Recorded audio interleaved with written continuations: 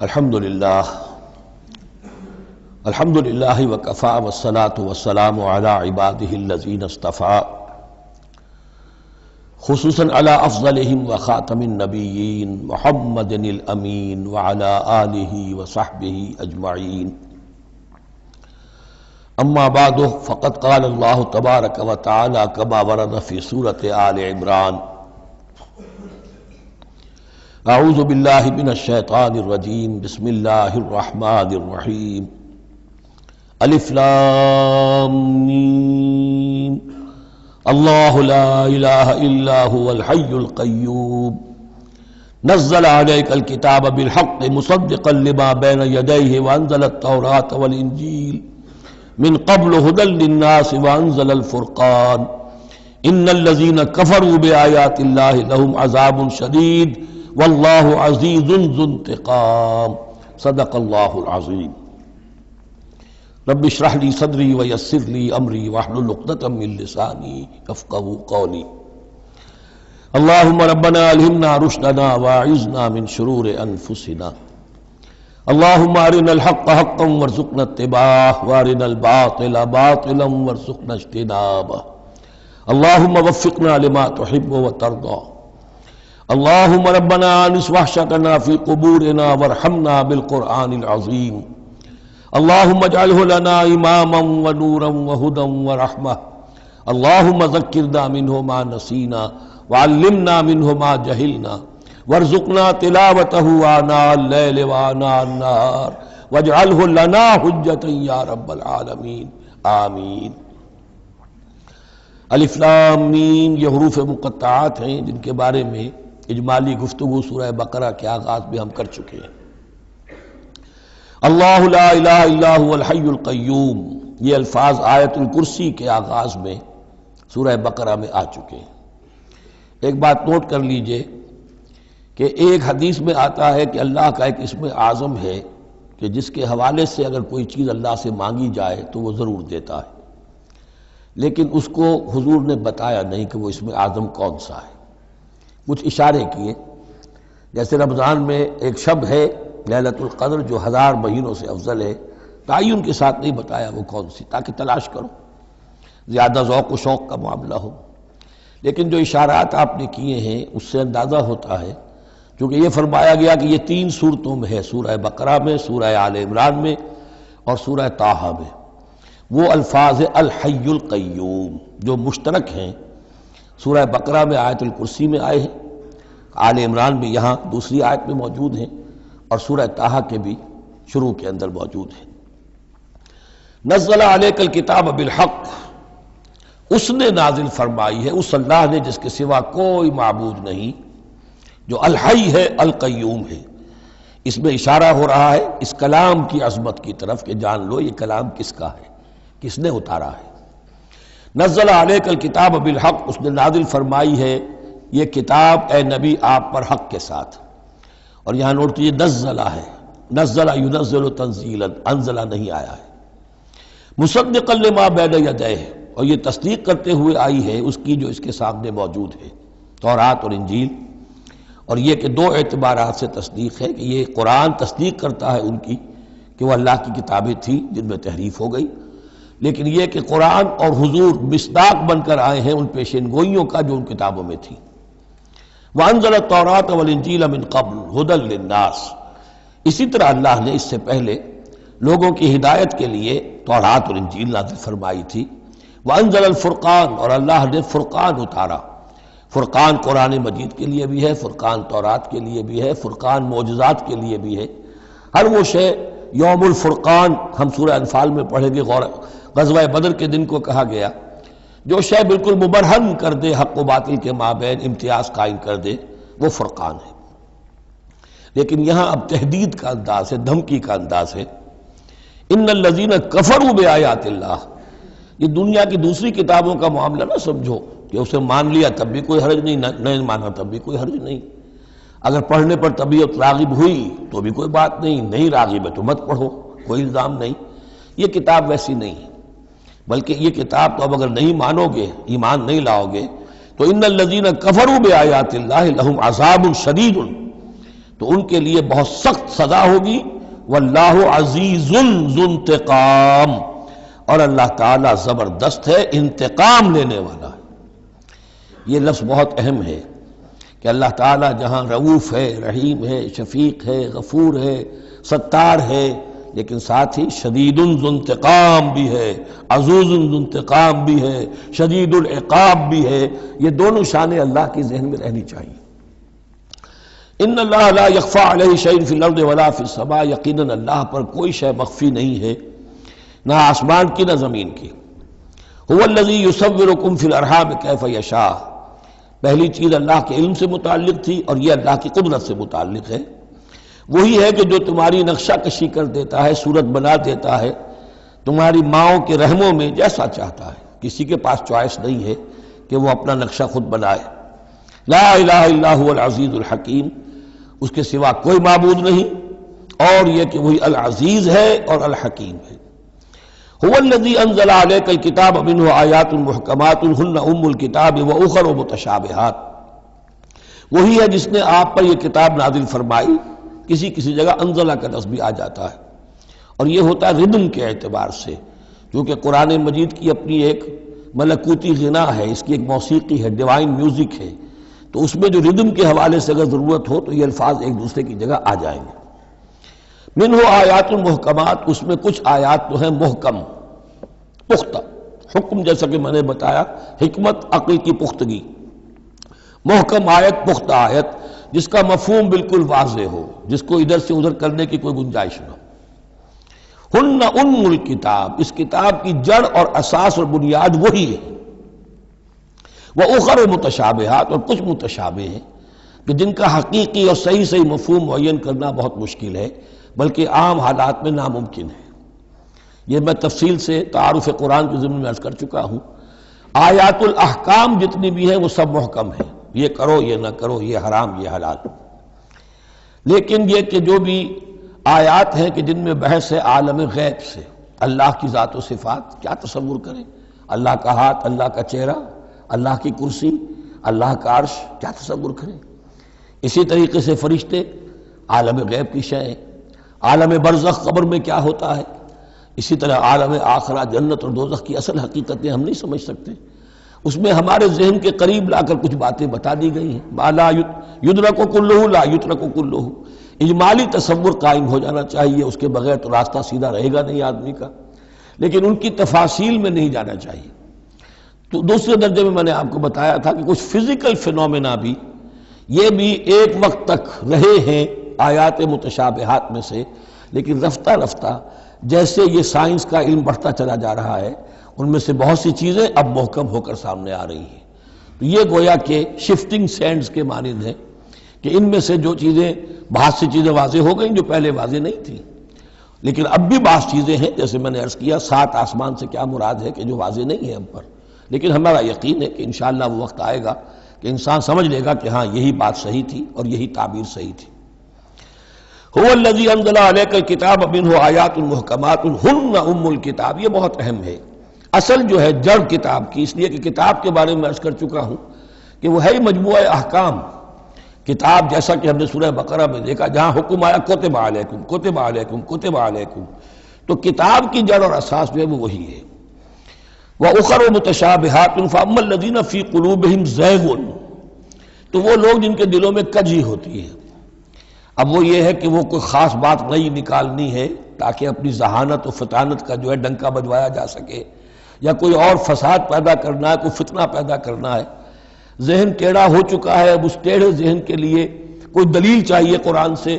اب وہ متشابہات کے چکر میں لگیں گے، ان کے پیچھے پڑیں گے کہ کسی کے مفہوم کو میں اپنے من پسند مفہوم کی طرف موڑ سکوں. فَأَمَّا الَّذِينَ فِي قُلُوبِهِمْ زَيْغٌ فَيَتَّبِعُونَ مَا تَشَابَهَ مِنْهُ، تو وہ لوگ کہ جن کے دلوں میں کجی ہے وہ پیچھے لگتے ہیں ان کے کہ جو متشابہ ہیں ان میں سے.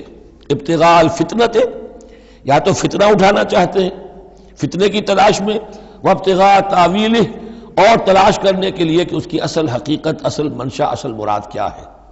یعنی یہ بھی ہو سکتا ہے کسی کا علمی ذوق ہی ایسا ہو جائے، اور یہ بھی ہو سکتا ہے کہ ایک شخص کی فطرت میں کجی ہو. وَمَا يَعْلَمُ تَأْوِيلَهُ إِلَّا اللَّهُ، حالانکہ ان کا حقیقی مفہوم اللہ کے سوا کوئی نہیں جانتا۔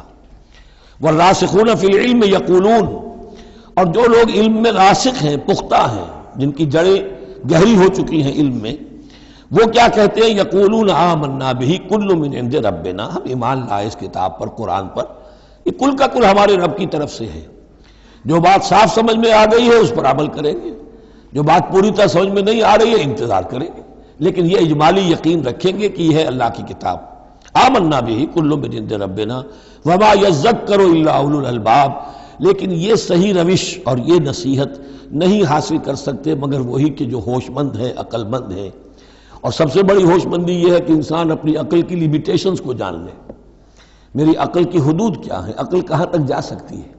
اگر انسان اپنی عقل کی حدود کو نہیں جانتا تو وہ پھر اولو الالباب میں سے نہیں ہے۔ عقل بڑی شے ہے لیکن یہ کہ اس کی حدود ہیں، ایک حد سے آگے یہ عقل تجاوز نہیں کر سکتی۔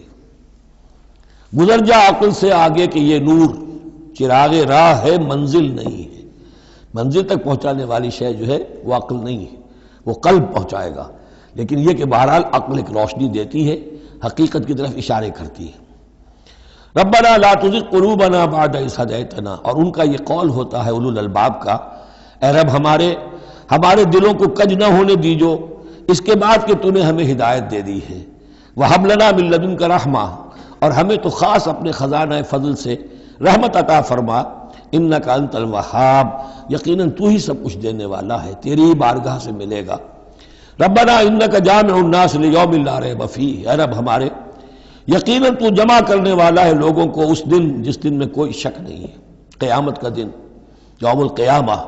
ان اللہ لا یخلف المیعاد، یقیناً اللہ تعالی اس وعدے کے خلاف نہیں کرے گا، اپنے وعدے کی خلاف ورزی نہیں کرتا، لہذا جو اس نے بتایا ہے کہ وہ دن آئے گا وہ آ کر رہے گا۔ ان الذین کفروا لن تغنی عنہم اموالہم ولا اولادہم من اللہ شیئا، اب یہ ذرا تحدی کا انداز ہے، چیلنج کا انداز ہے۔ زمانہ نزول کے اعتبار سے آپ نے نوٹ کر لیا کہ یہ سن 3 میں نازل ہو رہی ہے سورہ مبارکہ غزوہ احد کے بعد، لیکن یہ کہ یہ رکوع جو ہے اس کے بارے میں گمان غالب ہے کہ یہ غزوہ بدر کے بعد نازل ہوئی ہے۔ غزوہ بدر جو ہے اس میں ایک طرف مسلمانوں کو بڑی زبردست فتح حاصل ہوئی تھی تو مسلمانوں کا مورال بہت بلند تھا، لیکن ایسی روایات بھی ملتی ہیں کہ جب مسلمان بدر سے کامیاب ہو کر، غازی بن کر، فتح یاب ہو کر واپس آئے تو جو یہودی قبیلے تھے مدینے کے، ان میں سے بعض لوگوں نے کہا کہ مسلمانوں اتنا نہ اتراؤ، یہ کچھ قریش کے ناتجربہ کار چھوکرے تھے جن سے تمہارا مقابلہ پیش آیا ہے، اگر ہم سے کبھی بات اس کا مقابلہ پیش آیا تو معلوم ہوگا، تب دن میں تارے نظر آئیں گے وغیرہ وغیرہ۔ تو اس پس منظر میں یہ الفاظ کہے جا رہے ہیں کہ نہیں، تمام کفار اسی طریقے سے آخر کار زیر ہوں گے اور اللہ کے دین کو غالب ہونا ہے، واللہ غالب علی امرہ ولکن اکثر الناس لا یعلمون۔ ان الذین کفروا لن تغنی عنہم اموالہم ولا اولادہم من اللہ شیئا، یقیناً جن لوگوں نے کفر کی روش اختیار کی ہرگز نہ بچا سکیں گے انہیں، نہ ان کے مال نہ ان کی اولاد اللہ سے کچھ بھی۔ وَأُولَٰئِكَ هُمْ وَقُودُ النَّارِ، اور وہ تو سب کے سب آگ کا ایندھن بنیں گے۔ کداب آل فرعون، تمہاری تو حیثیت ہی کیا ہے، چپندی کا شوربہ۔ آل فرعون کا معاملہ یاد کرو، ان کے ساتھ کیا ہوا تھا، شہنشاہ اور بڑے لاؤ لشکر والا، وفرعون ذی الاوتاد، کداب آل فرعون والذین من قبلہم، اور اسی پر کیا اس سے پہلے ثمود اور عاد جیسی قومیں زبردست جو ہیں اسی جزیرہ نما عرب میں رہی ہیں۔ کذبوا بآیاتنا، انہوں نے بھی ہماری آیات کو جھٹلایا تھا۔ فاخذہم اللہ بذنوبہم، تو اللہ نے پکڑا ان کو ان گناہوں کی پاداش میں۔ واللہ شدید العقاب، اور اللہ سزا دینے میں بہت سخت ہے۔ قل للذین کفروا، اے نبی کہہ دیجئے ان لوگوں سے جو کفر کی روش اختیار کر رہے ہیں، ستغلبون وتحشرون الی جہنم، تم سب کے سب مغلوب ہو کر رہو گے، دنیا میں مغلوب ہوگے اور پھر جہنم کی طرف گھیر کر لے جائے جاؤ گے۔ وبئس المہاد، اور وہ بہت برا ٹھکانہ ہے۔ قد کان لکم آیۃ فی فئتین التقطا، تمہارے لیے ایک نشانی آ چکی ہے ان دو گروہوں میں جو آپس میں جنہوں نے جنگ کی، یعنی بدر کی جنگ ہوئی، اس میں ایک طرف مسلمان تھے ایک طرف مشرکین مکہ تھے، تمہارے لیے نشانی موجود ہے۔ قد کان لکم آیۃ فی فئتین التقطا، فئۃ تقاتل فی سبیل اللہ، اس میں سے ایک جماعت وہ تھی، ایک گروہ وہ تھا جو اللہ کی راہ میں جنگ کر رہا تھا، وَأُخْرَىٰ کافرۃ، اور دوسرا گروہ جو ہے وہ کافر تھا. یرونہم مثلیہم رأی العین، وہ دیکھ رہے تھے اپنی آنکھوں سے کہ ان سے دگنے ہیں. اب اس کے کئی معنی کیے گئے ہیں. ایک یہ بھی ہے کہ مسلمانوں کو تو کھلا نظر آ رہا تھا کہ ہم سے دگنی فوج ہے، بلکہ 3 گنی تھی. بعض روایات میں ایسا بھی آتا ہے کہ اللہ تعالیٰ نے کفار پہ ایسا رعب طاری کر دیا تھا غزوہ بدر میں کہ انہیں نظر یہ آ رہا تھا کہ مسلمان ہم سے دگنے ہیں. تو ایسا ہو جاتا ہے، انسان کی سماعت اور بصارت پر ایسا اثر ہو جائے. تو اللہ تعالیٰ نے یہ کیا، وہ بھی بعض روایات ہیں. واللہ یؤید بنصرہ من یشاء، اور اللہ تائید فرماتا ہے اپنی نصرت سے جس کی چاہتا ہے. ان فی ذلک لعبرۃ، اس میں یقیناً ایک عبرت ہے، سبق آموزی ہے. لأولی الابصار، لیکن یہ عبرت اور سبق آموزی صرف ان کے لیے ہوتی ہے کہ جو آنکھیں رکھتے ہوں، جن کے اندر جو ہے دیکھنے کی صلاحیت موجود ہو. اب یہ آج بڑی اہم آ رہی ہے فطرت انسانی کے اعتبار سے. ظاہر بات ہے کہ چونکہ یہاں خاص طور پر میں نے عرض کیا تھا کہ یہود کی طرف ایک جو ہے وہ ایک روح سخن موجود ہے اہل کتاب کی طرف، اور اس واقعے کے اندر تو خاص طور پر جن لوگوں کے اندر کہ یہ دنیا کی محبت زیادہ شدید ہوتی ہے، تو اس کا ایک اصل بتا رہے ہیں کہ یہ واقعتاً اللہ نے فطرت انسانی میں رکھی ہے. اس لیے کہ یہ دنیا جو ہے اسے اللہ نے چلانا ہے، اس کی رونقیں رکھنی ہے جب تک اس کی مرضی ہے، قیامت تک تو اسے آباد رکھنا ہے. اولاد پیدا ہوگی تو دنیا قائم رہے گی، نسل چلے گی. مرد اور عورت کی ایک دوسرے کے ساتھ کشش ہوگی تو اولاد پیدا ہوگی. اور یہ تمام چیزیں جو ہیں، دولت کی کوئی طلب ہوگی تو آدمی محنت کرے گا، مشقت کرے گا، کمائے گا. تو اس لیے یہ چیزیں فطرت انسانی میں ہیں، یہ بیسک اینیمل انسٹنکٹس ہیں. بس ضرورت اس بات کی ہوتی ہے کہ ان انسٹنکٹس کو دبا کر رکھا جائے، اللہ کی محبت، اللہ کی شریعت کو اس سے بالا تر رکھا جائے. بس یہ نہیں ہے کہ ان کو ختم کر دیا جائے. سیلف اینیہیلیشن اسلام میں نہیں ہے، یہ رہبانیت ہے کہ اپنے نفس کو کچل دو، ختم کر دو. نہیں، سیلف کنٹرول، اپنے آپ کو کنٹرول میں رکھو. یہ منہ زور گھوڑا ہے نفس انسانی کا، لیکن جتنا طاقتور گھوڑا ہوگا اتنا ہی آپ کے لیے تیز دوڑنا جو ہے وہ آسان ہوگا.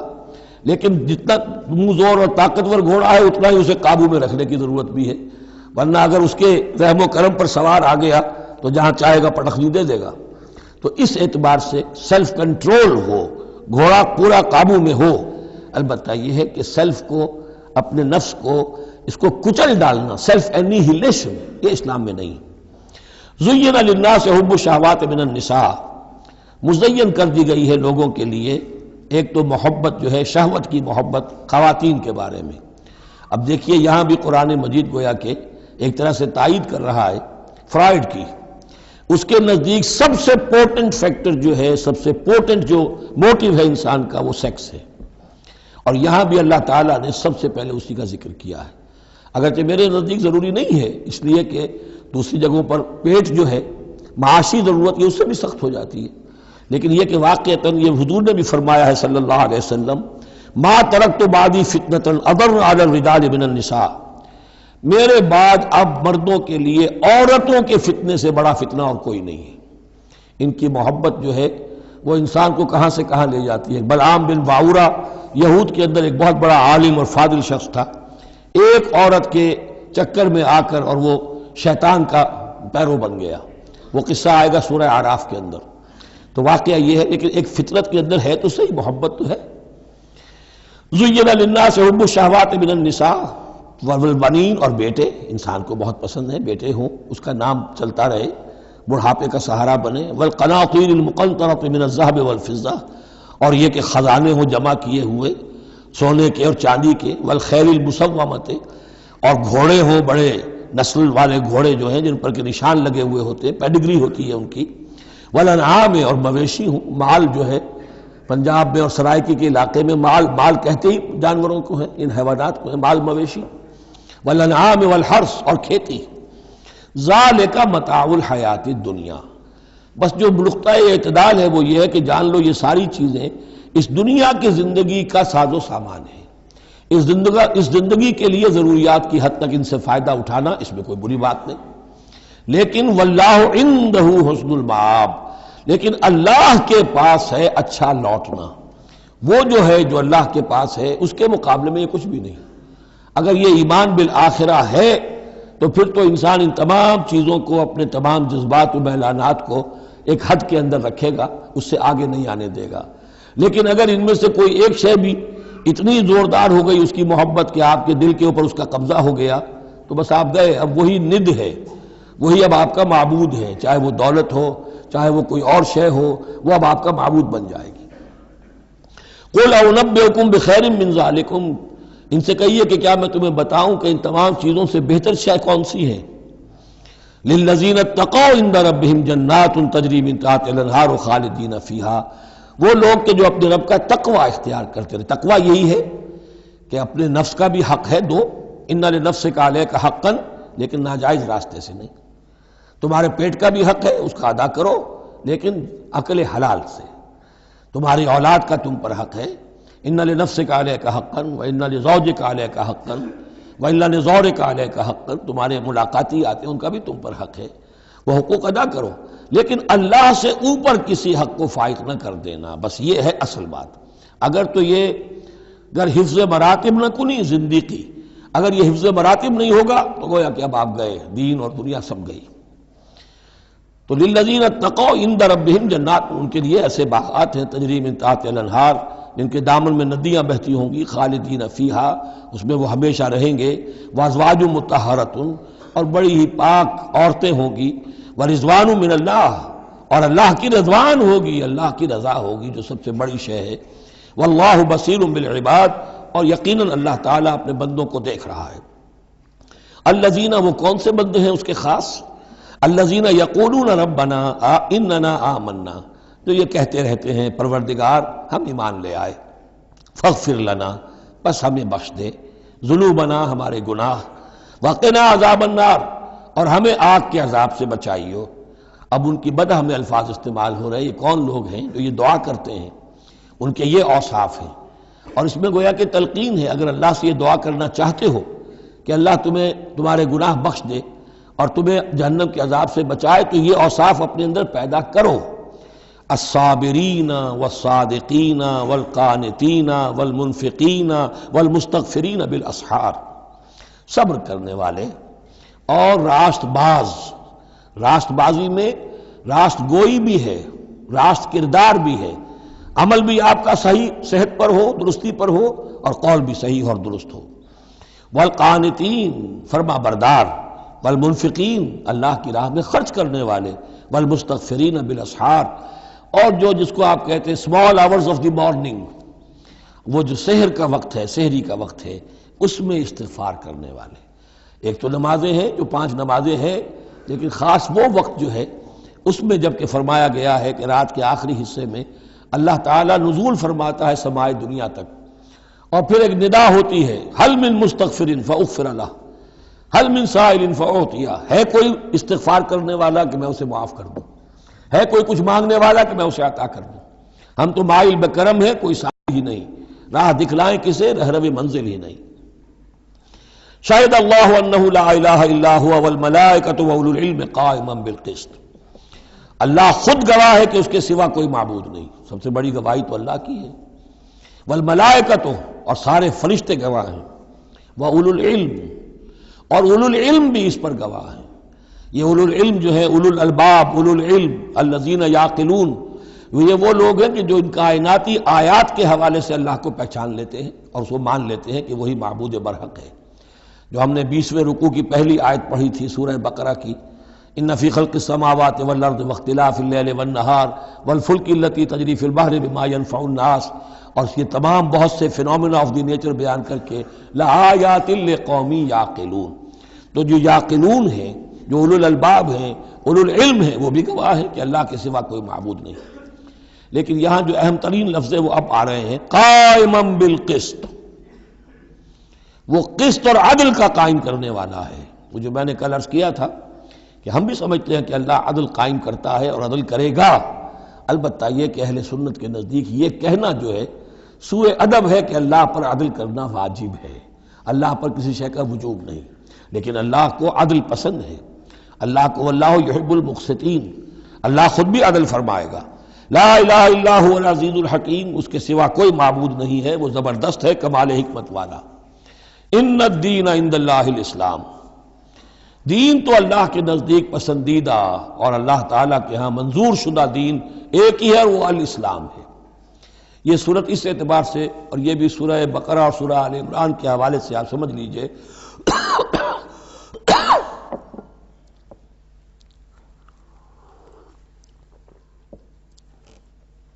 سورہ بقرہ میں ایمان پر زیادہ زور ہے۔ آمن الرسول بما انزل الیہ من ربہ، ایمانیات، شروع میں بھی ایمانیات، درمیان میں آیا بر میں ایمانیات۔ اس سورہ مبارکہ میں اسلام پر زیادہ زور ہے۔ اب ان دونوں میں بھی ایک نسبت ہے خاص، جس کو بے تفصیل میں جانے کا موقع نہیں ہے۔ ان الدین عند اللہ الاسلام، آگے چل کر آیت آئے گی وَمَن يَبْتَغِ غَيْرَ الْإِسْلَامِ دِينًا فَلَن يُقْبَلَ مِنْهُ، اگر کوئی شخص اسلام کے سوا کسی دین کو قبول کرے گا وہ اس کی جانب اللہ کے ہاں منظور نہیں ہوگا۔ وَمَا اخْتَلَفَ الَّذِينَ أُوتُوا الْكِتَابَ إِلَّا مِن بَعْدِ مَا جَاءَهُمُ الْعِلْمُ بَغْيًا بَيْنَهُمْ، یہ اسلام ہمیشہ سے چلا آ رہا ہے، حضرت آدم سے اسلام چلا آ رہا ہے۔ یہ وہی آیات جو تھی آیت الاختلاف، اس کا گویا کہ خلاصہ آ گیا۔ اور جن لوگوں نے اختلاف کیا ہے، یہ پگڈنڈیاں نکالی ہیں، غلط راستوں پر مڑ گئے ہیں، تو یہ اس کے بعد کہ ان کے پاس علم آ چکا تھا، اور اصل سبب بغیم بینہم، ضدم ضدہ، دی ارج ٹو ڈومینیٹ۔ ومن یکفر بآیات اللہ، اور جو کوئی اللہ کی آیات کا انکار کرتا ہے، فإن اللہ سریع الحساب، تو اللہ تعالیٰ کو حساب لیتے دیر نہیں لگے گی، وہ بڑی تیزی کے ساتھ حساب لے لے گا۔ فإن حاجوک، پھر اے نبی اگر یہ آپ سے محاجہ کرتے ہیں، حجت بازی کرتے ہیں، دلیل بازی کرتے ہیں، مناظرے کرتے ہیں، فقل، تو آپ تو آخری بات کہہ دیجئے دو ٹوک، فقل اسلمت وجہی للہ ومن اتبعنی، دیکھو بھائی میں نے تو اپنا چہرہ اللہ کے سامنے جھکا دیا ہے، اور انہوں نے بھی جو میرا اتباع کر رہے ہیں، ہم نے ایک راستہ اختیار کر لیا، لکم دینکم ولی دین، ہمارا یہ راستہ، تم جدھر جانا چاہتے ہو جاؤ، جس پگڈنڈی پر مڑنا چاہتے ہو چلے جاؤ، جس کھائی میں گرنا چاہتے ہو جاؤ، دفع ہو جاؤ۔ فقل اسلمت وجہی للہ ومن اتبعنی وقل للذین اوتوا الکتاب والامیین، اور اے نبی کہہ دیجئے ان دونوں سے، ان سے بھی کہ جنہیں کتاب دی گئی تھی پہلے، یعنی یہود اور نصارہ، والامیین، اور ان سے بھی کہہ دیجئے کہ جو مشرکین عرب ہیں ابھی بقی عرب میں، تم بھی اسلام لاتے ہو یا نہیں، تابع ہوتے ہو کہ نہیں، اللہ کے سپرد اپنے آپ کو کرتے ہو کہ نہیں۔ فَإِنْ أَسْلَمُوا فَقَدِ اهْتَدَوْا، اگر وہ بھی اسی طریقے سے اسلام لے آئیں تو ہدایت پر ہو جائیں گے۔ وَإِنْ تَوَلَّوْا فَإِنَّمَا عَلَيْكَ الْبَلَاغُ، پھر اگر وہ رخ پھیر لیں، منہ موڑ لیں، تو اے نبی آپ پر کوئی ذمہ داری نہیں ہے سوائے پہنچا دینے کی۔ اعلیٰ کو یہاں پھر پہچان، انما علیک البلاغ، آپ کے ذمہ ہے پہنچا دینا، آپ نے ہمارا پیغام پہنچا دیا، ہماری دعوت ان تک پہنچا دی، ہماری آیات انہیں پڑھ کر سنا دی، اب آگے چوائس ان کا ہے، آپ پر ذمہ داری نہیں ہے کہ یہ لوگ ایمان کیوں نہیں لائے۔ وَلَا تُسْأَلُ عَنْ أَصْحَابِ الْجَحِيمِ، یہ سورہ بقرہ میں ہم پڑھائے ہیں۔ وَاللَّهُ بَصِيرٌ بِالْعِبَادِ، باقی اللہ تعالیٰ اپنے بندوں کو دیکھ رہا ہے، وہ ان سے حساب کتاب کر لے گا، وہ معاملہ اس کا ان سے نبٹ لے گا، آپ کے ذمہ جو فرض تھا آپ اس فرض کو ادا کرتے رہیے۔ ان الذین یکفرون بآیات اللہ ویقتلون النبیین بغیر حق، یقیناً وہ لوگ جو اللہ کی آیات کا کفر کرتے ہیں اور انبیاء کو قتل کرتے رہے ہیں ناحق، ویقتلون الذین یامرون بالقسط من الناس، اور قتل کرتے رہے ہیں یا قتل کرتے ہیں ان لوگوں کو انسانوں میں سے جو عدل کا حکم دیتے ہیں، اس لیے کہ انصاف کی بات تو پسند نہیں ہوتی کسی کو، سچی بات الحق مرن، تو بہت سے مواقع پر ایسا ہوتا ہے کہ حق گوئی کی پاداش میں کوئی حق گو انسان جو ہے اسے اپنی جان سے ہاتھ دھونے پڑتے ہیں، تو یہاں پھر دیکھیے قسط کا معاملہ آیا ہے، عدل، اللہ قائم بالقسط ہے، اور اللہ کے محبوب بندے وہی ہیں کہ جو انبیاء کے علاوہ وہ لوگ کہ جو عدل کا حکم دیں، انصاف کا ڈنکا بجانے کی کوشش کریں، تو فرمایا وَيَقْتُلُونَ الَّذِينَ يَأْمُرُونَ بِالْقِسْطِ مِنَ النَّاسِ، تو ایسے لوگ جنہیں کہ جو کہ ایسے لوگوں کو قتل کریں فَبَشِّرْهُمْ بِعَذَابٍ أَلِيمٍ، تو اے نبی انہیں بشارت سنا دیجئے دردناک عذاب کی، اس میں ایک طنز ہے، بشارت، عذاب کی بشارت، یہ طنزیہ کلام ہے۔ اولئک الذین حبطت اعمالهم فی الدنیا والآخرہ، یہ وہ لوگ ہیں کہ جن کے تمام اعمال دنیا اور آخرت میں حبط ہو گئے۔ قریش کو یہ زوم تھا کہ ہم خادم کعبہ ہیں اور ہمارے پاس جو ہے یہ لوگ آتے ہیں، حج کرتے ہیں، ہم ان کی دعوت کرتے ہیں، کھانا کھلاتے ہیں، پانی پلاتے ہیں، سقایا ہے، تو ہماری اتنی خدمتیں ہیں، اللہ تعالیٰ کے ہاں جو ہے ہمیں بہرحال ان خدمتوں کے حساب میں ہمیں بخش دیا جائے گا۔ فرمایا وہ سارے اعمال حبط ہو جائیں گے اگر وہ شکل نہیں ہے. اگر تو صحیح صحیح پورے دین کو اختیار کرو گے تو ٹھیک ہے، ورنہ یہ کہ اولئک الذین حبطت اعمالهم فی الدنیا والآخرہ، بڑے سے بڑے چیریٹی کے کام کیے ہوں، چیریٹیبل انسٹیٹیوشنز قائم کر دی ہوں، کوئی حیثیت نہیں رکھتی اللہ کے نگاہ میں. وما لهم من ناصرین، اور ان کا پھر کوئی مددگار نہیں ہوگا. الم تر الی الذین اوتوا نصیبا من الکتاب، کیا تم نے غور نہیں کیا ان لوگوں کی حالت پر جنہیں کتاب کا ایک حصہ دیا گیا تھا؟ اوتو مجہول کا صیغہ، یہ جیسا کہ میں نے عرض کیا جہاں کوئی مذمت کا پہلو ہوتا ہے تو اس میں یہ مجہول کا صیغہ آتا ہے. جنہیں کتاب کا ایک حصہ دیا گیا تھا، یدعون الی کتاب اللہ لیحکم بینہم، اب انہیں بلایا جاتا ہے اللہ کی کتاب کی طرف کہ وہ ان کے مابین فیصلہ کرے. ثم یتولی فریق منہم وہم معرضون، پھر ان میں سے ایک گروہ جو ہے پیٹھ موڑ لیتا ہے اعراض کرتے ہوئے، یعنی یہ کہ مانتے بھی ہیں کتاب کو لیکن اس کے فیصلے کو تسلیم کرنے کے لیے تیار نہیں. ذالک بانہم قالوا لن تمسنا النار الا ایاما معدودات، یہ مضمون آ چکا ہے سورہ بقرہ میں.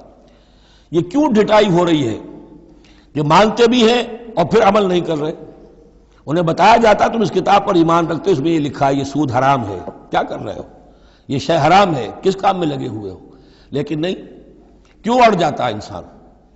اس کی تشخیص کر دی. ذالک بانہم قالوا، یہ اس وجہ سے ہے کہ انہوں نے یہ عقیدہ گھڑ لیا ہے کہ لن تمسنا النار الا ایاما معدودات، ہمیں تو چھو ہی نہیں سکتی آگ جہنم کی مگر گنتی کے چند دن. جب یہ عقیدہ ہے تو پھر کاہے کو انسان دنیا کا نقصان برداشت کرے؟ بابر میں عیش کوش کے عالم دوبارہ نیست، حلال سے حرام سے جائز سے ناجائز سے جو بھی عیش حاصل کیا جا سکتا کرنا چاہیے، بخت تو دیا ہی جانا ہے. یہ عقیدہ ہے کہ جو در حقیقت ایمان بالآخرت کی نفی کر دیتا ہے. وَغَرَّهُمْ فِي دِينِهِمْ مَا كَانُوا يَفْتَرُونَ، اور انہیں دھوکے میں مبتلا کر دیا ہے ان کے دین نے، ان چیزوں نے دین کے معاملے میں دھوکے میں ڈال دیا جو انہوں نے افترا کر لی، گھڑ لیے. اللہ نے تو کوئی ضمانت نہیں دی تھی، نہ لاؤ تورات لاؤ انجیل لاؤ، کہیں ضمانت نہیں ہے. یہ تو تمہارا من گھڑت عقیدہ ہے اور اسی کی وجہ سے دین کے اندر تم اب بد دین یا بے دین ہو گئے ہو. فَكَيْفَ إِذَا جَمَعْنَاهُمْ لِيَوْمٍ لَا رَيْبَ فِيهِ، تو کیا حال ہوگا اس دن. اس وقت تو یہ بڑھ چڑھ کر باتیں بنا رہے ہیں، زبان درازیاں کر رہے ہیں. کیا ہوگا اس دن جب کہ ہم انہیں جمع کریں گے لِيَوْمٍ لَا رَيْبَ فِيهِ، اس دن جس دن کے بارے میں کوئی شک نہیں. وَوُفِّيَتْ كُلُّ نَفْسٍ مَا كَسَبَتْ، اور پھر ہر ذی نفس کو، ہر جان کو، ہر انسان کو پورا دے دیا جائے گا جو کچھ اس نے کمائی کی ہوگی. وَهُمْ لَا يُظْلَمُونَ، اور ان پر کوئی زیادتی نہیں ہوگی. اب اس کے بعد پھر ایک بڑی عظیم دعا آ رہی ہے. اس سورہ مبارکہ میں دعائیں بہت ہیں، یہ بھی بہت عظیم دعا ہے اور یہ تو باقاعدہ تلقین کر کے کہا گیا ہے. کہیں تو ایسا ہوتا ہے لوگ ایسے دعا کرتے ہیں. یہاں ہے قل اللہم مالک الملک، کہو اے اللہ جو تمام بادشاہت کا مالک ہے، مالک الملک ہے، کل ملک اس کے اختیار میں ہے. تؤتی الملک من تشاء، تو حکومت اور اختیار دیتا ہے جس کو چاہتا ہے. وتنزع الملک ممن تشاء، اور سلطنت چھین لیتا ہے جس سے چاہتا ہے. وتعز من تشاء، اور تو عزت دیتا ہے جس کو چاہتا ہے. وتذل من تشاء، اور تو ذلیل کر دیتا ہے جس کو چاہے. بیدک الخیر، تیرے ہاتھ میں سب خوبی ہے. اس کے دونوں معنی ہیں، کل خیر خوبی تیرے ہاتھ میں ہے، دوسرے ایک تیرے ہاتھ میں خیر ہی خیر ہے. بسا اوقات انسان جسے اپنے لیے شر سمجھ بیٹھتا ہے وہ بھی اس کے لیے خیر ہوتا ہے. آسان تحبوا شیئا وہو شر لکم، وآسان تکرہوا شیئا وہو خیر لکم. انک علی کل شیء قدیر، یقیناً تو ہر چیز پر قادر ہے. تولج اللیل فی النہار، تو رات کو لے آتا ہے دن میں پرو کر. وتولج النہار فی اللیل، اور پھر دن کو نکال لاتا ہے رات میں سے پرو کر. وتخرج الحی من المیت، اور تو نکالتا ہے زندہ کو مردہ سے. وتخرج المیت من الحی، اور تو نکالتا ہے مردہ کو زندہ سے. اس کی بہترین مثال مرغی اور انڈا. مرغی میں جان نہیں ہے لیکن اسی میں سے چوزہ برآمد ہوتا ہے، زندہ ہے، اور وہ مرغی جو ہے وہی انڈا دے رہی ہے. تو گویا کہ اللہ تعالیٰ کے ہاں وہ چیز چل رہی ہے. تخرج الحی من المیت وتخرج المیت من الحی وترزق من تشاء بغیر حساب، اور تو دیتا ہے جس کو چاہتا ہے بے حد و حساب. لا يتخذ المؤمنون الکافرین اولیاء من دون المؤمنین، اہل ایمان نہ بنائیں اپنے دوست کافروں کو. اولیاء ایسا دوست جو قلبی دوست ہو، جو رازدار بھی ہو جاتے ہیں، پشت پناہ بھی ایک دوسرے کے سمجھے جاتے ہیں. یہ تعلق کفار کے ساتھ اختیار کرنے کی اجازت نہیں ہے۔ ایک اچھا رویہ ہو، ظاہری مدارات ہوں، آپ ان سے اچھے کلچر طریقے پر بات کریں، تہذیب کے ساتھ، یہ اور بات ہے، لیکن دلی محبت، قلبی رشتہ، جذباتی تعلق، ان کی ایک ایسے باہمی مدد کا ایک رشتہ قائم کر لینا، پشت پناہ ہونے کا رشتہ بنا لینا، اس کی اجازت نہیں ہے۔ لا يتخذ المؤمنون الکافرین اولیاء من دون المؤمنین، اہل ایمان کو چھوڑ کر ان کے ساتھ یہ رشتہ قائم کرنا اللہ کو پسند نہیں۔ ومن یفعل ذلک فلیس من اللہ فی شیء، اور جو کوئی بھی یہ حرکت کرے گا پھر اس کا اللہ کے ہاں کوئی مقام نہیں ہوگا، کوئی رشتہ اللہ کا پھر اس کے ساتھ نہیں رہے گا۔ اللہ کے دشمنوں کے ساتھ تمہاری دوستی ہے تو ظاہر بات ہے کہ پھر اللہ کے ساتھ تمہارا کوئی تعلق نہیں رہا۔ الا ان تتقوا منہم تقا، سوائے یہ کہ تم ان سے بچاؤ کرنا چاہو، بچاؤ کے لیے۔ بعض اوقات ایسے حالات ہوتے ہیں کہ کھلے مقابلے کا بھی موقع نہیں ہے، تو آپ طرح دے رہے ہیں، آپ وقت جو ہے یو آر بائنگ ٹائم، تو اس میں کوئی ظاہری خاطر مدارات کا مسئلہ بھی ہو جائے تو کوئی حرج نہیں ہے، لیکن یہ کہ مستقل واقعی قلبی محبت قائم کر لینا یہ جائز نہیں ہے۔ ویسے یہ کہ اسی پھر آیت کے اسی الفاظ کو ہمارے ہاں اہل تشیع نے تقیہ کی جڑ بنا دیا ہے، لیکن انہوں نے اسے پہنچا دیا اس حد تک کہ جھوٹ بھی بولو، اپنے عقائد بھی چھپا لو، اور اس کے لیے دلیل یہاں سے لاتے ہیں۔ لیکن یہ بالکل ایک دوسری شکل ہے کہ یہ صرف ایک ظاہری مدارات کی حد تک، ایک حد تک، یہ نہیں کہ آپ جھوٹ بولنے پر آ جائیں اور آپ ایک چیز کو چھپانے پر آ جائیں، بس یہ ہے کہ آپ اس وقت تک، جیسے ہم پڑھ چکے ہیں سورہ بقرہ میں، کہ اگرچہ یہ یہودی جو ہیں ان کے دلوں کے اندر آگ بھری ہوئی ہے تمہارے خلاف، لیکن یہ فصفحوا فاعفوا واصفحوا، ابھی ذرا درگزر کرتے رہو، ابھی فوری طور پر ان کے ساتھ جو ہے معاملہ کوئی مقابلے وغیرہ کا شروع کرنا مناسب نہیں۔ اس حد تک مسئلہ بینی تو صحیح ہے، لیکن یہ نہیں کہ جھوٹ بولا جائے معاذ اللہ۔ وَيُحَذِّرُكُمُ اللَّهُ نَفْسَهُ، اور اس میں بھی اب اور نرمی کر دی، اللہ تمہیں ڈراتا ہے اپنے آپ سے، اللہ سے ڈرو، یعنی کسی اور سے ڈر کر خواہ صرف خاطر مدارات کر لینا بھی صحیح نہیں ہے، لیکن یہ کہ بہرحال ضرورت ہے، کسی وقت مصلحت ہے تو کرو، لیکن یہ کہ اصل تمہارے دل میں خوف اللہ کا رہنا چاہیے۔ وَإِلَى اللَّهِ الْمَصِيرُ، اور اللہ ہی کی طرف تمہیں لوٹ جانا ہے۔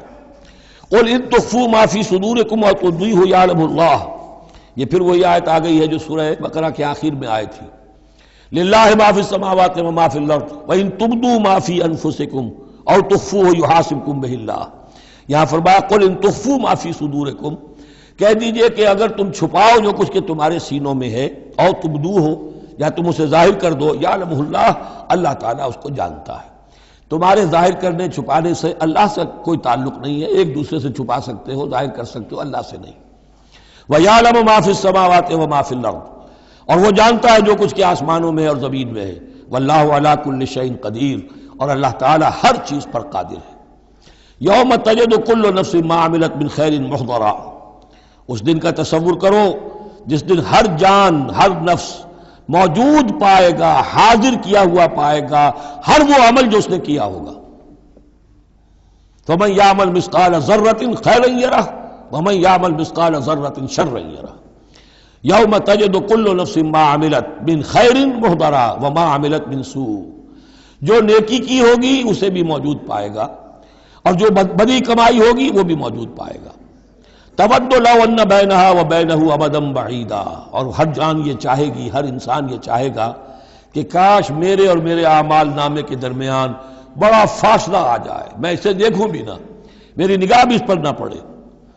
وَيُحَذِّرُكُمُ اللَّهُ نَفْسَهُ، اور اللہ ڈرا رہا ہے تمہیں اپنے آپ سے، یعنی تقویٰ رکھنا ہے تو اس کا کرو، ڈرنا ہے تو اس سے ڈرو، خوف کھانا ہے تو اس سے کھاؤ۔ وَاللَّهُ رَءُوفٌ بِالْعِبَادِ، اور اللہ تعالیٰ اپنے بندوں کے حق میں بہت شفیق ہے، یعنی یہ وارننگز تو اسی لیے دے رہا ہے کہ تمہاری عاقبت برباد نہ ہو، بار بار سمجھا رہا ہے۔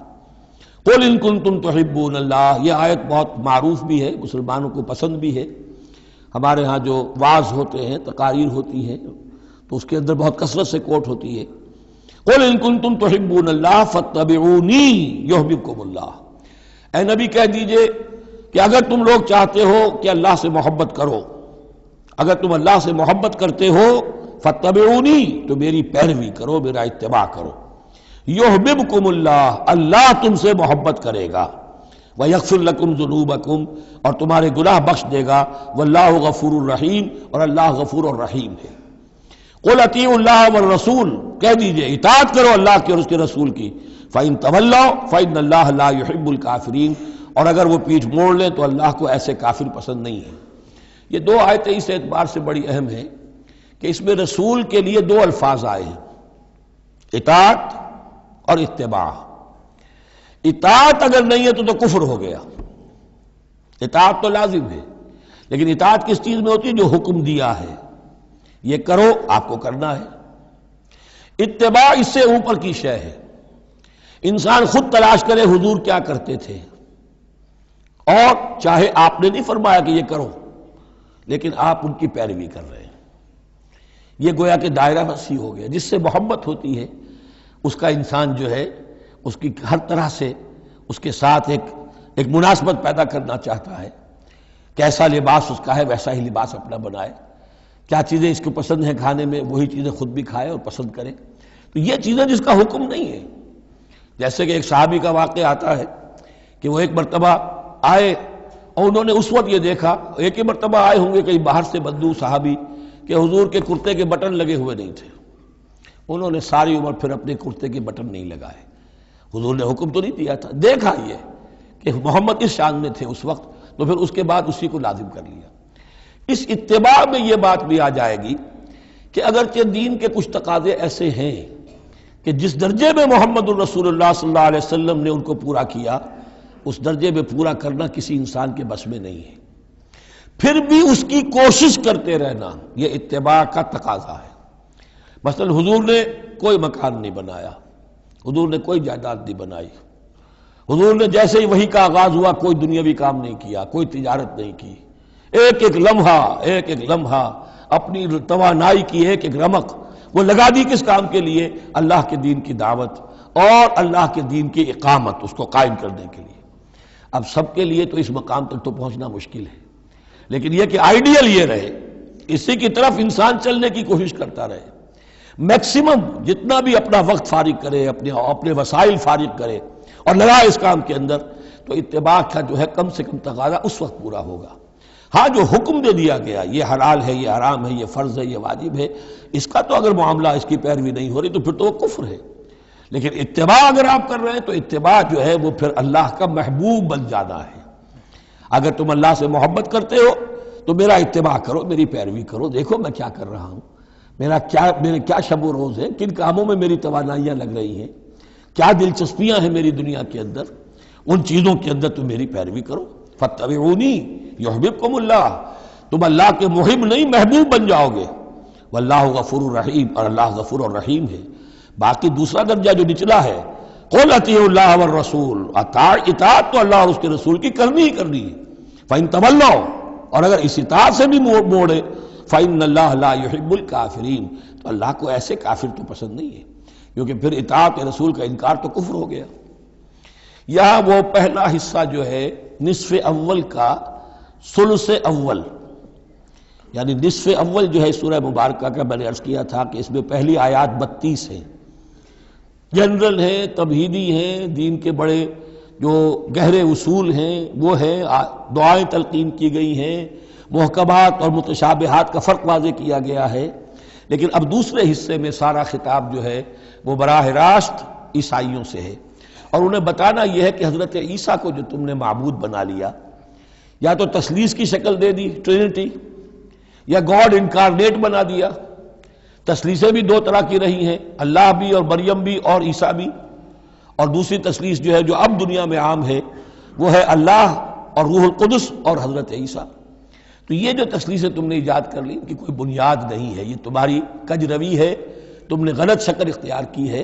عیسیٰ علیہ السلام بہت برگزیدہ پیغمبر تھے، ہاں ان کی ولادت معجزانہ طریقے پر ہوئی ہے، لیکن اگر ان کی ولادت معجزانہ طریقے پر ہوئی ہے تو ان سے متصلاً قبل یحییٰ کی جو ولادت ہوئی ہے وہ بھی معجزانہ ہوئی ہے، وہ بھی کوئی کم معجزہ نہیں تھا۔ تو معجزے، اور پھر آدم کی جو ولادت ہوئی یا آدم کو جو پیدا کیا اللہ نے، تو ظاہر بات ہے کہ وہ اپنی جگہ پر جہاں سے نسل انسانی کا آغاز ہوا، تو یہی بات اگر دلیل ہو جائے الوہیت کی تو یہ تو پھر آدم کو بھی الہ مانو اور یحییٰ کو بھی الہ مانو، تو ساری بحث اس پر ہو رہی ہے۔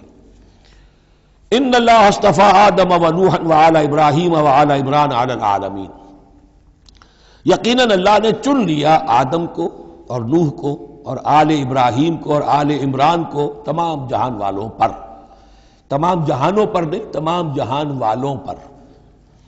حضرت آدم علیہ السلام کا بھی استفاء ہوا ہے۔ اس میں کچھ ان لوگوں کے لیے دلیل بنتی ہے جو سمجھتے ہیں کہ جو تخلیق آدم ہے اس میں پہلے کوئی سپیشیز وجود میں آئی تھی، اور اس سپیشیز، اس نوع کے ایک فرد کو اللہ نے چن کر اس میں پھر اپنی روح پھونکی ہے تو وہ آدم بن گئے، تو وہ بھی سلیکٹڈ تھے۔ استفاء کے معنی ہوتا ہے کسی میں سے چن لینا، بہرحال ایک عام معنی بھی ہو جاتے ہیں، پسند کر لینے کے معنی بھی ہو سکتے ہیں۔ ان اللہ اصطفى آدم ونوحا، اور پھر نوح کو پسند کیا، آل ابراہیم، ابراہیم کے گھر کو، ان کے خاندان کو، وآل عمران، عمران جو ہے بنی اسرائیل کی تاریخ میں دو عظیم شخصیتوں کے نام ہیں، ایک تو حضرت موسیٰ کے والد کا نام بھی عمران تھا، اور ایک حضرت مریم کے والد کا نام بھی عمران تھا۔ حضرت عیسیٰ کے نانا عمران ہوئے اور حضرت موسیٰ کے والد عمران تھے۔ یہاں پہ غالباً حضرت موسیٰ کے والد مراد ہیں، لیکن چونکہ آگے سارا معاملہ حضرت مریم کا آ رہا ہے تو شاید عین ممکن ہے کہ یہاں پر اشارہ ان کے نانا کی طرف ہو۔ ذریۃ بعضھا من بعض، اور یہ سب جو ہے ایک دوسرے کی نسل سے ہیں، ایک دوسرے کی اولاد سے ہیں۔ نوح حضرت آدم کی اولاد سے ہیں، ابراہیم حضرت نوح کی اولاد سے ہیں، پھر ان کے پورا خاندان بنی اسماعیل بنی اسرائیل یہ ان کی اولاد میں سے ہیں۔ واللہ سمیع علیم، اللہ سمیع اور علیم ہے۔ اس قالت امرأۃ عمران رب انی نذرت لک ما فی بطنی محررا فتقبل منی۔ اب یہ جو عمران کی بیوی ہیں یعنی حضرت مریم کی والدہ، یہ بہت نیک عورت تھی، بہت ہی متقی، نیک، زاہد۔ ان کو حمل ہوا تو انہوں نے پروردگار سے ایک منت مانی، نظر مانی، رب انی نذرت لک ما فی بطنی، جو میرے پیٹ میں جو بھی بچہ اے اللہ تو پیدا فرما رہا ہے میں تیری ہی نظر کرتی ہوں، یعنی دنیاوی کوئی ذمہ داریوں کا بوجھ اس پر نہیں ہم ڈالیں گے، اور ہیکل کی خدمت کے لیے، دین کی خدمت کے لیے، تورات کی خدمت کے لیے اس کو وقف کر دیں گے، ہم اپنا بھی کوئی بوجھ ان پر نہیں ڈالیں گے، اس توقع میں کہ اللہ بیٹا عطا کرے گا۔ محررن کے مطلب ہے اسے آزاد کر دیں گے، تحریر آزاد کر دینا حر سے، کہ کوئی ذمہ داری اس پر نہیں ہوگی، اسے ہم خالص کر دیں گے تیرے دین کی خدمت کے لیے اور ہیکل کی خدمت کے لیے۔ فتقبل منی، تو اے اللہ میری اس نظر کو تو قبول فرما لے، شرف قبول عطا فرما۔ انک انت السمیع العلیم، یقیناً تو سب کچھ سننے والا اور سب کچھ جاننے والا ہے۔ فلما وضعتها قالت رب انی وضعتها انثی، اب جب وضع حمل ہوا تو پھر اس نے کہا اے اللہ یہ تو میں ایک بیٹی جن گئی ہوں، یعنی میری تو یہاں بیٹی ہو گئی ہے، میں تو امید میں تھی کہ بیٹا آئے گا تو اس کو جو ہے میں وقف کر دوں گی۔ اس وقت تک ہیکل کے خادموں میں کسی خاتون کو، لڑکی کو قبول نہیں کیا جاتا تھا۔ واللہ عالم بما وضعت، اللہ فرما رہا ہے کہ اللہ بہتر جانتا تھا کہ کیا اس نے جنا ہے، اسے کیا پتا کیسی بیٹی جنی ہے۔ ولیس الذکر کالانثی، اور کہاں ہوگا کوئی بیٹا اس بیٹی جیسا۔ اس کے دونوں معنی کیے گئے، ایک تو ایسا کہ یہ گویا کہ قول مانا جائے حضرت مریم کی والدہ کا کہ لڑکا تو لڑکی کی طرح نہیں ہوتا، اب لڑکا ہوتا تو میں اسے خدمت کے لیے وقف کر دیتی، یہ تو لڑکی ہو گئی۔ اور ایک یہ بھی ہے کہ اللہ کی طرف سے اس کو مانا جائے واللہ عالم بما وضعت ولیس الذکر کالانثی، کوئی بیٹا ایسا ہو ہی نہیں سکتا جیسی بیٹی تمہیں دی ہے۔ وَإِنِّي سَمَّيْتُهَا مریم، اور وہی اب ان کا کلام شروع ہوا ان کی والدہ کا مریم کی، میں نے اس کا نام مریم رکھا ہے۔ وَإِنِّي أُعِيذُهَا بِكَ، اور اے اللہ میں اسے تیری پناہ میں دیتی ہوں، وَذُرِّيَّتَهَا، اور جو بھی اس کی اولاد ہو، نسل ہو، اس کو بھی تیری پناہ میں دیتی ہوں، مِنَ الشَّيْطَانِ الرَّجِيمِ، مردود شیطان کے حملے سے، کہ اللہ ان کو، مریم کو بھی اور اس کی آنے والی اولاد کو بھی تو بہت ہی اپنی حفاظت میں رکھیو، شیطان سے بچائیو۔ فتقبلها ربها بقبول حسن، تو قبول فرما لیا انہیں، یعنی حضرت مریم علیہ السلام کو ان کے رب نے بڑی ہی عمدگی کے ساتھ، قبول حسن، شرف قبول عطا فرمایا بڑی ہی خوبصورت انداز میں۔ وانبتها نباتا حسنا، اور ان کی پرورش کی بہت ہی عمدہ طریقے پر، بہت اعلیٰ طریقے پر۔ وکفلها زکریا، اور ان کو کفالت میں دے دیا، تربیت میں دے دیا حضرت زکریا کے۔ یہ حضرت زکریا جو ہیں یہ خالو تھے حضرت عیسیٰ علیہ السلام کے، حضرت مریم کے خالو، تو ہم ان کی تحویل میں، اور وہ اس وقت کے چیف کاہن تھے، chief priest of the temple, ہیکل سلیمانی کے وہی نبی بھی تھے، اور وہی وہاں کے سب سے بڑے جو ہیں، جو آج کل ہم سمجھتے ہیں مجاور وغیرہ، تو وہ مقام ان کا کاہنوں کا ہوتا تھا۔ وَكَفَّلَهَا زَكَرِيَّا كُلَّمَا دَخَلَ عَلَيْهَا زَكَرِيَّا الْمِحْرَابَ، جب کبھی بھی زکریا ان کے پاس جاتے تھے محراب میں، وجد عندها رزقا، وہ دیکھتے تھے محراب حجروں کی شکل کے اندر، جو جیسے بنے ہوتے ہیں مسجدوں کے ساتھ، تو ایسے ایک حجرہ ان کو دے دیا گیا کہ یہ اللہ کے لیے نذر کی گئی ہے اور ان کو قبول کر لیا گیا ہے، تو اب ان کے لیے یہاں پر یہ حجرہ ہے، اس میں وہ رہتی ہیں۔ لیکن جب بھی وہ حجرے میں جاتے تھے تو دیکھتے تھے ان کے پاس کھانا، میوے رکھے ہیں بغیر موسم کے، اور بعض لوگوں کی رائے یہ بھی ہے کہ یہاں سے مراد مادی کھانا نہیں ہے بلکہ علم و حکمت، کہ جب حضرت زکریا ان سے بات کرتے تھے تو یہ کہ انہیں حیران رہ جاتے تھے کہ اس لڑکی کو یہ اس قدر حکمت کہاں سے مل گئی، اتنی معرفت کہاں اس کو حاصل ہوئی۔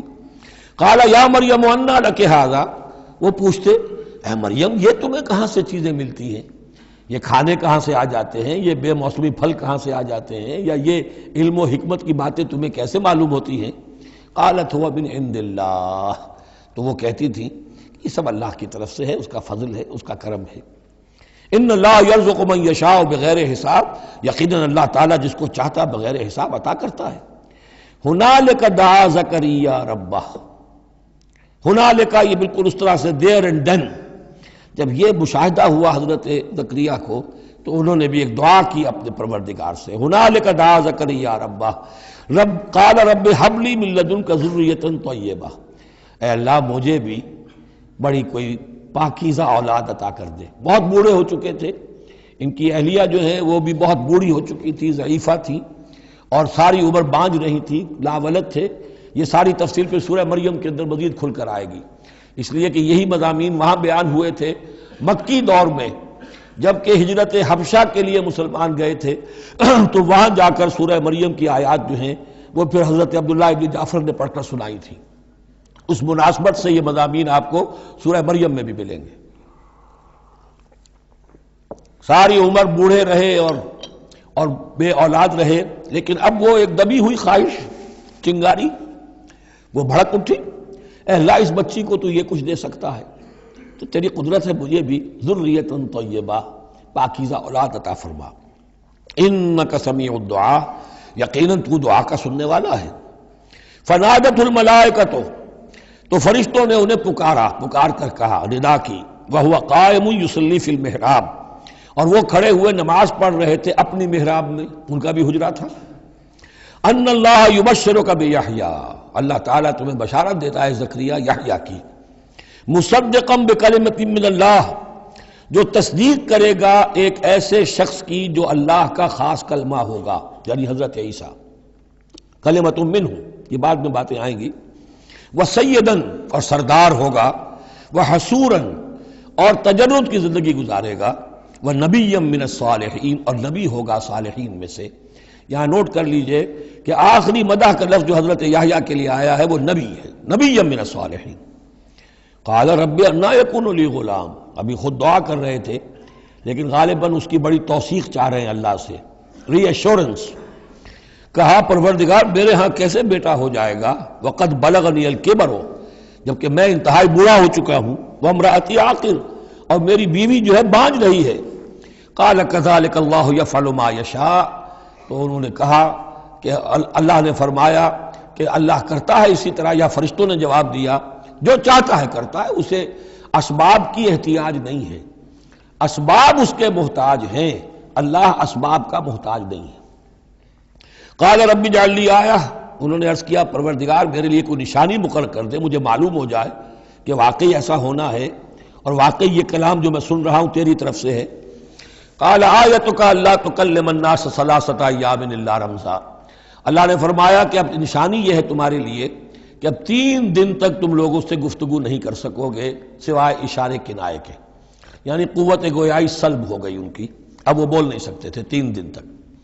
وَاذْكُرْ رَبَّكَ كَثِيرًا، اپنے دل میں اپنے رب کو یاد کرتے رہو کثرت کے ساتھ۔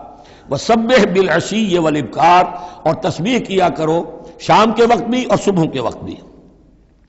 وَإِذْ قَالَتِ الْمَلَائِكَةُ يَا مَرْيَمُ إِنَّ اللَّهَ اصْطَفَاكِ۔ اب دیکھیے یہ حضرت زکریا اور حضرت یحییٰ کا قصہ آ گیا کہ بانجھ بوڑھی عورت کے بطن سے شدید ضعیفی کی عمر میں حضرت زکریا کو اللہ نے یحییٰ جیسا بیٹا دے دیا، تو کیا یہ عام قانون کے مطابق ہے؟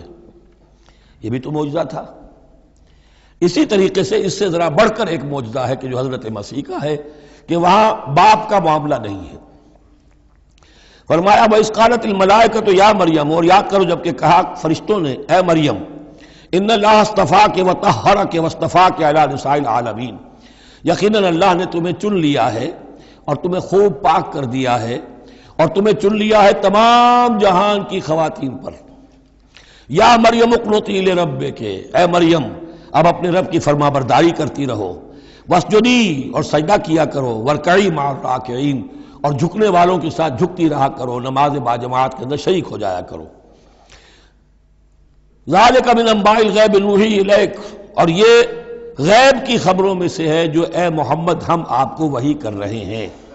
وما کنت لدیہم، آپ تو ان کے پاس موجود نہیں تھے، اذ یلقون اقلامہم ایہم یکفل مریم، جبکہ وہ اپنے قلم پھینک رہے تھے یہ طے کرنے کے لیے کہ ان میں سے کون ہوگا کہ جو مریم کا کفیل ہوگا، کس کی تربیت میں زیر نگرانی، یعنی اور بھی وہاں پریسٹ تھے، کاہن اور بھی تھے، ان سب میں سے ہر ایک چاہتا تھا کہ یہ بچی جو ہے میری تحویل میں ہو، میں تربیت کروں، جسے اللہ کے نام پر جو ہے اس طرح وقف کر دیا گیا ہے۔ لیکن یہ کہ جب وہ اس طریقے سے اپنے قلم پھینک کر کچھ ایسے ہوتا ہے کوئی ذائچہ نکالنا یا کسی طرح کا معاملہ تو طے کر رہے تھے، اس میں اللہ نے حضرت زکریا کا نام نکال دیا تھا۔ تو اے نبی اس وقت تو آپ تو وہاں نہیں تھے، وما کنت لدیہم اذ یختصمون، اور نہ آپ اس وقت تھے جبکہ وہ آپس میں جھگڑ رہے تھے۔ اذ قالت الملائکۃ یا مریم ان اللہ یبشرک بکلمۃ من، اب یاد کرو جب کہ کہا فرشتوں نے اللہ سے، کہ فرشتوں نے مریم سے کہ یقیناً اللہ تعالیٰ تمہیں بشارت دے رہا ہے ایک ایسی ہستی کی جو خاص کلمہ ہوگا اس کی جانب سے، اسمہ المسیح عیسی ابن مریم، اس کا نام ہوگا المسیح عیسیٰ مریم کا بیٹا، وجیہاً فی الدنیا والآخرہ، باعزت ہوگا، مرتبے والا ہوگا دنیا میں بھی اور آخرت میں بھی، ومن المقربین، اور بہت ہی اللہ کے مقربین بارگاہ میں سے ہوگا، بہت مقرب، وَيُكَلِّمُ النَّاسُ فِي الْمَهْدِ وَكَهْلًا، اور وہ لوگوں سے گفتگو کرے گا گود میں بھی اور پوری عمر کا ہو کر بھی۔ کہولت 40 برس کے بعد آتی ہے، اور حضرت مسیح اٹھا لیے گئے، رفع سماوی ہوا 33 برس کی عمر میں، گویا کہ اس آیت کا تقاضا ابھی پورا نہیں ہوا ہے۔ اور اس سے اندازہ کر لیجیے اس کے کہنے کی ضرورت کیا تھی، پوری عمر کو پہنچ کر تو سبھی بولتے ہیں، اس کا اشارہ کیوں کیا گیا یہاں؟ اس لیے کہ ہمیں معلوم ہو جائے کہ حضرت مسیح پر ابھی موت واقع نہیں ہوئی ہے، بلکہ وہ واپس آئیں گے دنیا میں، دوبارہ اتریں گے، پھر ان کی وہ عمر بھی ہوگی، پھر وہ شادی بھی کریں گے، ان کی اولاد بھی ہوگی، اور ان کے ذریعے سے اللہ تعالیٰ یہ نظام خلافت علی منہاج النبوت کو پوری دنیا میں قائم کرے گا۔